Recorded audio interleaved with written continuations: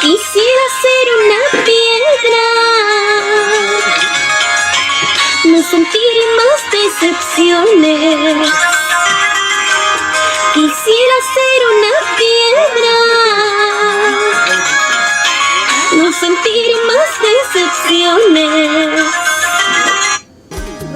¿Qué tal, mis amigos?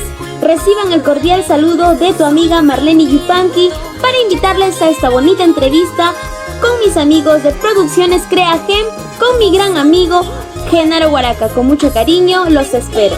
Gracias.